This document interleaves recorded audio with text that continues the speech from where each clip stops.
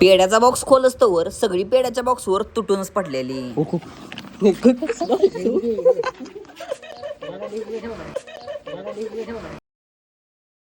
तर विषय असा झालेला, सकाळ सकाळी आज आवरून जिमला निघालेलो. तवर वाटत जाता जाता शिवम्या दिसला. मग त्याला गाडीवर घेतला. तवर शेट पण आलं. त्यांची बॅट रिपेअरिंग करायची होती, ती द्यायला आलेलं. त्यांच्याकडनं बॅट घेतली आणि गावात गेलो. तवर इथं बाळ्याला हे बाळायचा चाललेला. बाळ्याच्या ना बुलेटची डिशंग डिशंग चालू होती. तवर भाऊ म्हणला मला घरी सोड, त्याच्यामुळे त्याला घेतला आणि त्याला सोडून आलो. त्याला सोडला आणि मी पण लगे आवरून आलो. फुगं घ्यायचं होतं, त्याच्यामुळे गावात आलेलो. मग फुगं घेतलं आणि डायरेक्ट कडेपूर गाठले. ओंक्याच्या घरी कार्यक्रम होता, त्याच्यामुळे त्याला फुगा लागायचं होतं. भावानं पहिल्यांदा नियोजन केलं. भाऊ मशीन विशीन फुगा फुगवायची घेऊन आलता, पण आपल्याला कुठं त्याच्यावर नीट फुगा फुगवायची ती तवा असंच मोकळा हातात उडती ती. नंतर कसं वसं नीट फुगवायला शिकलो. मग एका दाचक्यात सगळं फुगं फुगवून टाकलं. असली फुगं फुगवायची ऑर्डर असली तर सांगा भावानो, आपल्याला फुगं फुगवून भेटतील. पण एवढं की आम्ही फुगं फुगवणार कमी आणि फोडणार जास्त. 5-6 पाकिटात आम्ही एवढंच फुगं फुगवलेलं. आणि ही जुडतार सगळी नुसती पेड खायला आलती. सगळं काम झाल्यावर आलेली आणि ती पण नुसतं पेड खायला. आणि पेड तर काय माणसागत खाती दे वय. एका मिनिटात सगळा पेडाचा बॉक्स खाली गेला. आणि त्यात मी तर काय गप बसतो वय. मी पण मोठं भरून पेढ घेतलेलं. आयत पेढ खाऊन सगळं आम्ही आपलं घरी आलो.